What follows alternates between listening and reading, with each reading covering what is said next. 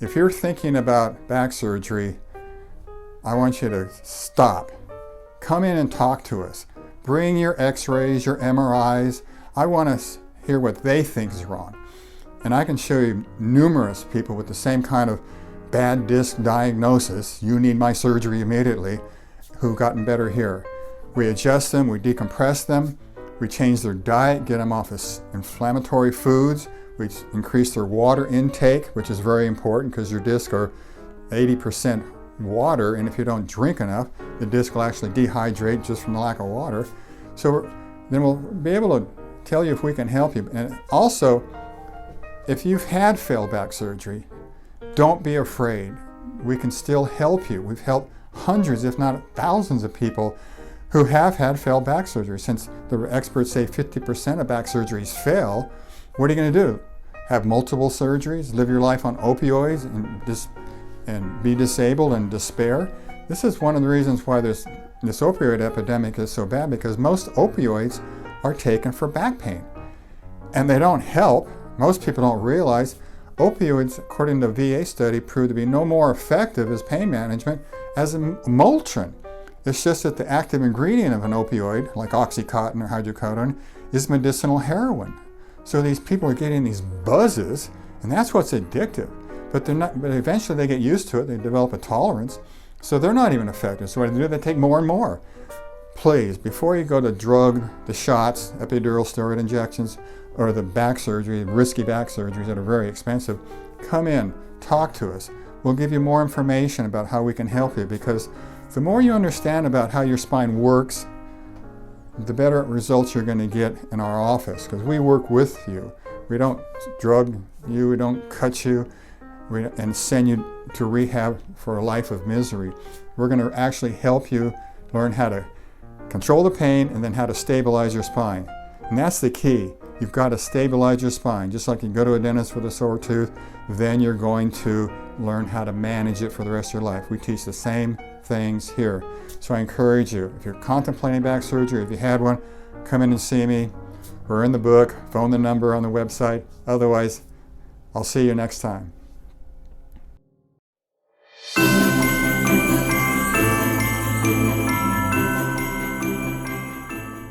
Hello, I'm Dr. J.C. Smith, practicing chiropractor and writer here in Warner Robins, Georgia for the last 40 years. Today I'd like to address all of you who are victims of failed back surgery. You don't realize how epidemic this has become, mainly because there's a lot of widespread misconceptions about who needs back surgery. According to the experts, it's a lot fewer than the local surgeons and doctors are telling you. Consequently, there will be about 800,000 back surgeries this year, of which probably half of those are deemed unnecessary. And you're not alone. So today I want to talk about how you can avoid back surgery for those of you contemplating it. And for those of you who've had back surgery that's failed, you can still be helped. This all reminds me of what Dr. Robert Mendelsohn, he was an MD who wrote a book back in 1980 called Confessions of a Medical Heretic. And he hit the nail on the head when he said, anyone who has a back surgery without seeing a chiropractor first should also have his head examined. Now I understand why people are confused. They're gullible, they want instant relief, and they're getting lied to by greedy surgeons. Let me point out the fact that the United States does 4 times more back surgeries per capita than the United Kingdom. And that's because we have a for-profit healthcare system, and surgeons and hospitals have gone wild with back surgeries. It's a $100 billion a year industry, of which even Dartmouth University policy of healthcare said that 40 to 50% of all heart, back, hip, and knee surgeries are unnecessary.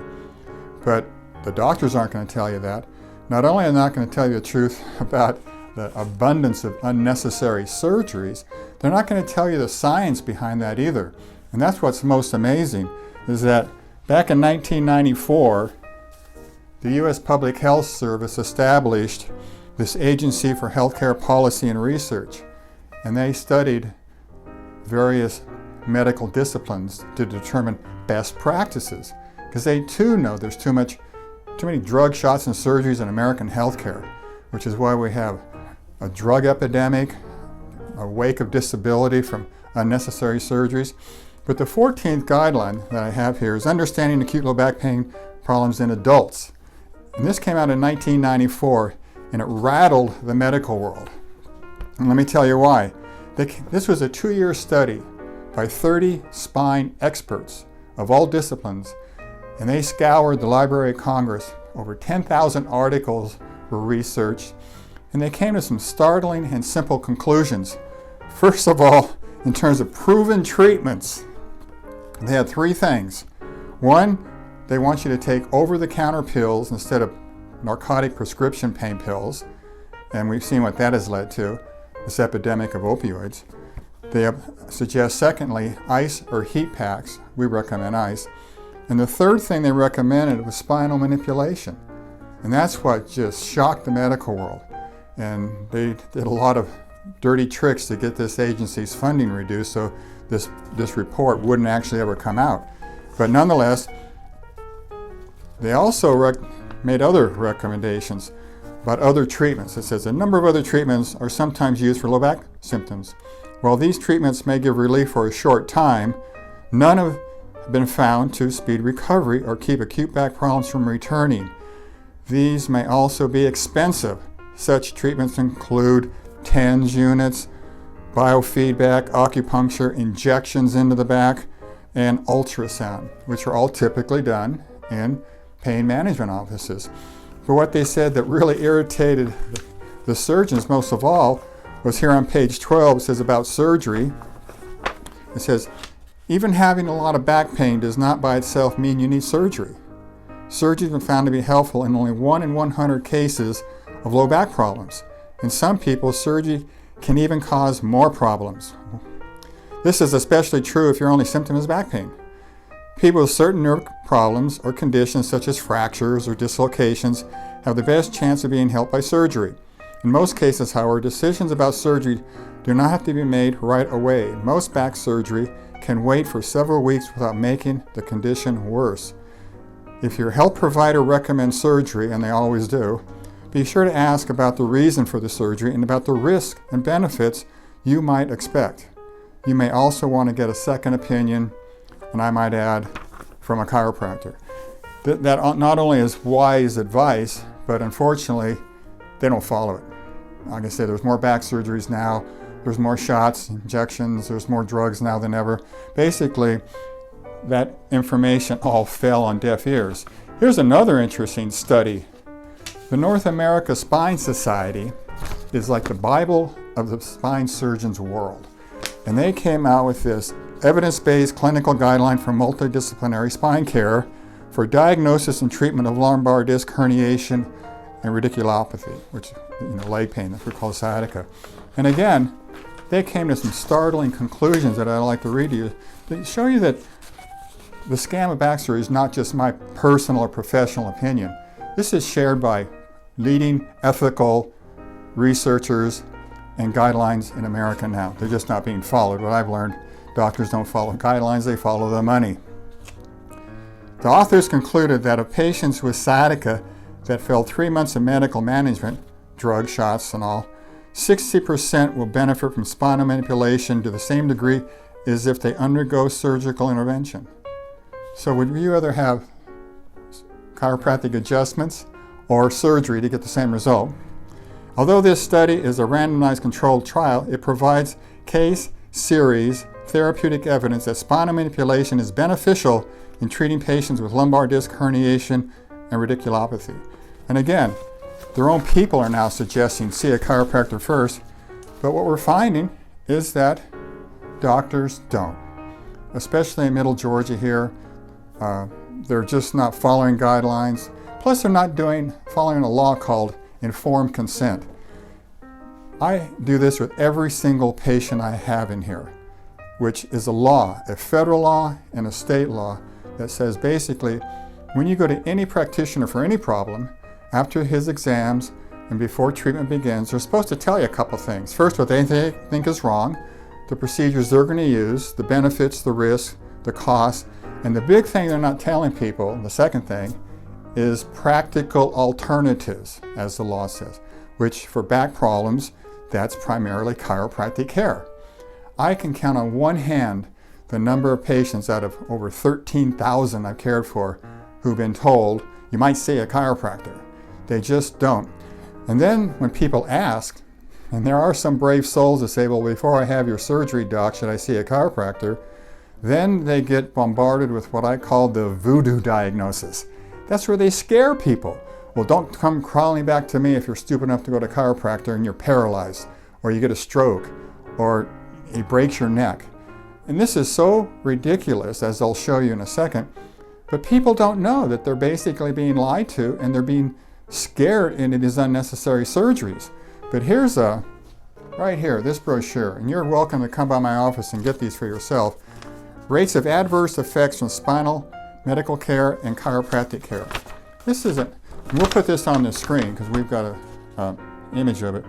But the first 4 rows here, this is lumbar surgery, neck surgery, over-the-counter pain pills, and opioids. And the adverse effects added up to 2,500 per 1 million people. That's how many people will suffer from medical spine care. The last column here is chiropractic, and that rate is 1 adverse effect in 5.85 million.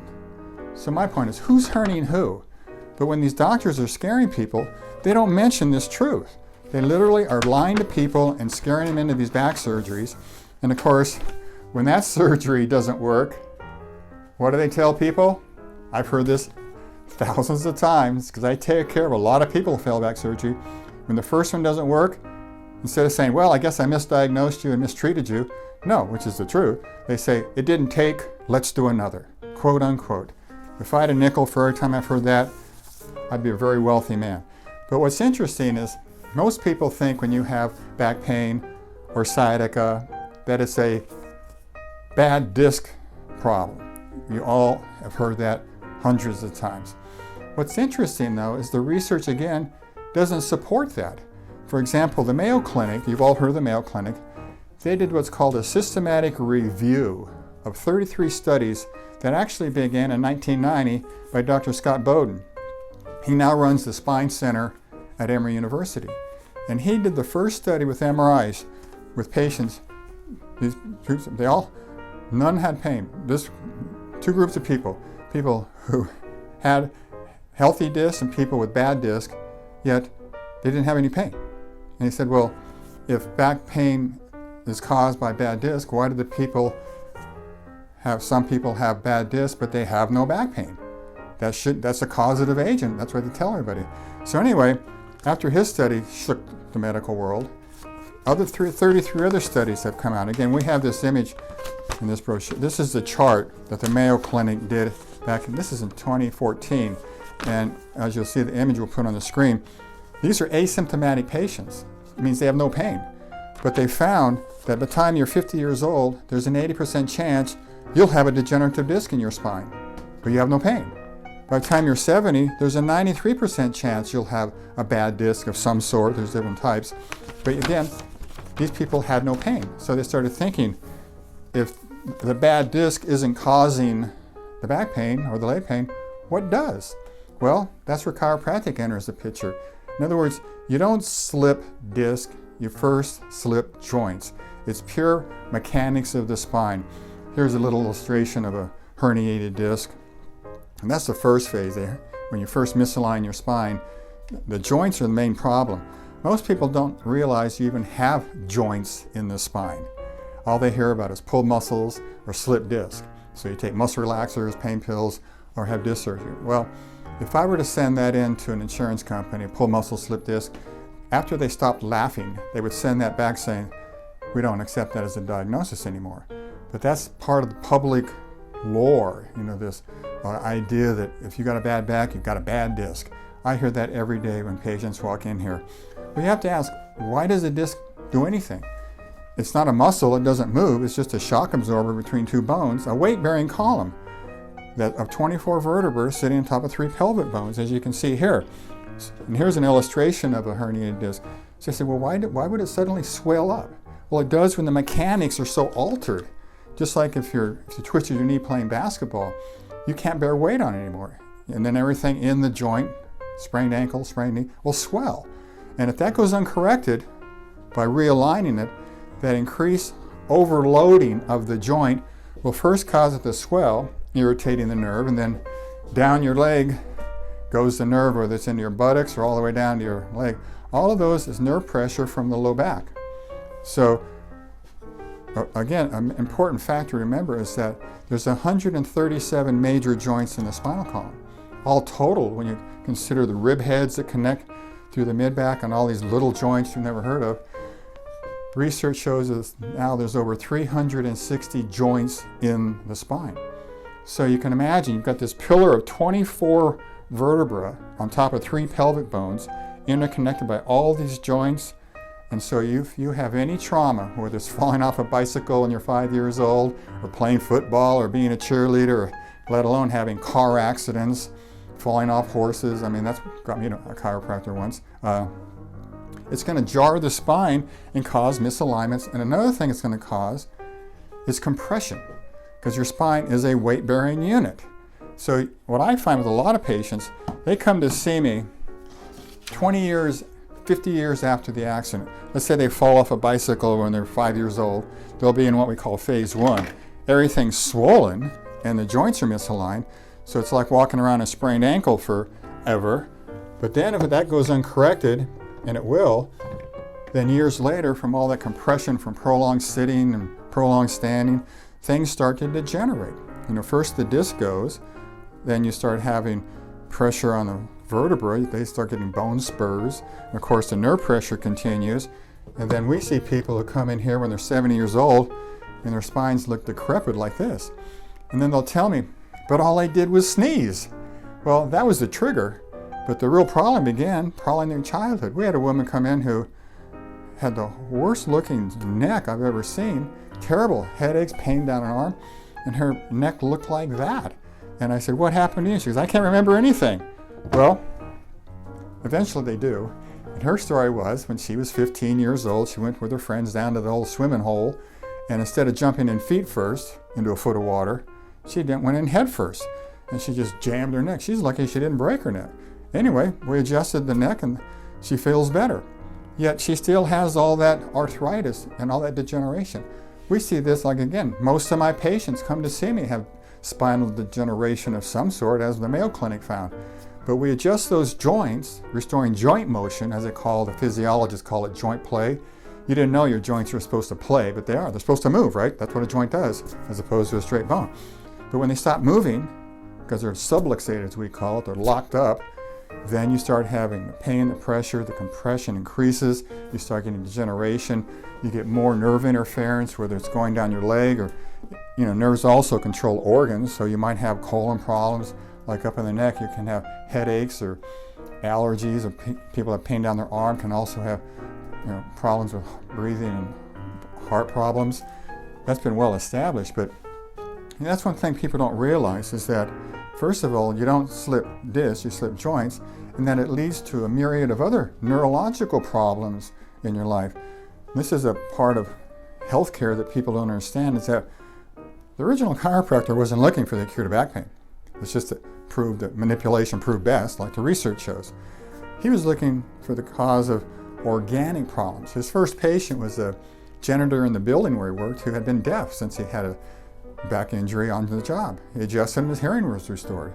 His second patient had heart problems, and so Dr. D.D. Palmer was saying, well, what's going on?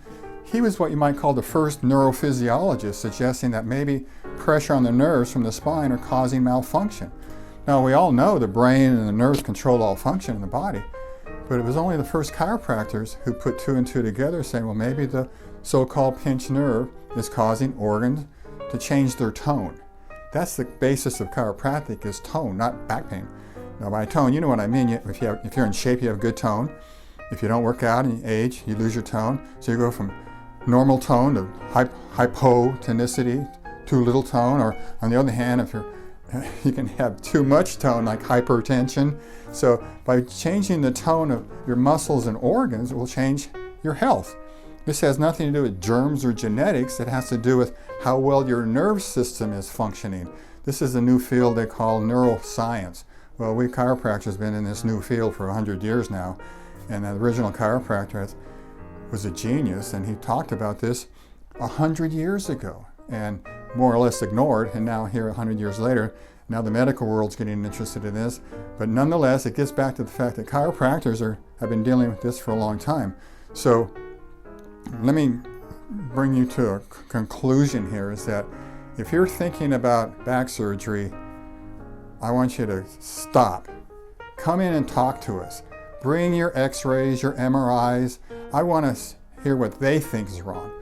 And I can show you numerous people with the same kind of bad disc diagnosis, you need my surgery immediately, who've gotten better here.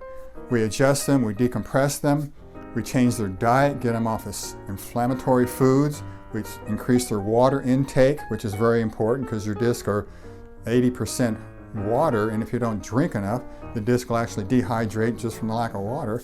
So then we'll be able to tell you if we can help you. And also, if you've had failed back surgery, don't be afraid. We can still help you. We've helped hundreds, if not thousands of people who have had failed back surgery. Since the experts say 50% of back surgeries fail, what are you going to do? Have multiple surgeries, live your life on opioids, and be disabled and despair? This is one of the reasons why this opioid epidemic is so bad, because most opioids are taken for back pain. And they don't help. Most people don't realize opioids, according to a VA study, proved to be no more effective as pain management as a Motrin. It's just that the active ingredient of an opioid, like Oxycontin or hydrocodone, is medicinal heroin. So these people are getting these buzzes, and that's what's addictive. But they're not. But eventually they get used to it. They develop a tolerance, so they're not even effective. So what do? They take more and more. Please, before you go to the shots, epidural steroid injections, or the back surgery, risky back surgeries that are very expensive, come in, talk to us. We'll give you more information about how we can help you, because the more you understand about how your spine works, the better results you're going to get in our office, because we work with you. We don't drug you, we don't cut you, and send you to rehab for a life of misery. We're going to actually help you learn how to control the pain and then how to stabilize your spine. And that's the key. You've got to stabilize your spine. Just like you go to a dentist with a sore tooth, then you're going to learn how to manage it for the rest of your life. We teach the same things here. So I encourage you, if you're contemplating back surgery, if you had one, come in and see me. We're in the book, phone the number on the website. Otherwise, I'll see you next time.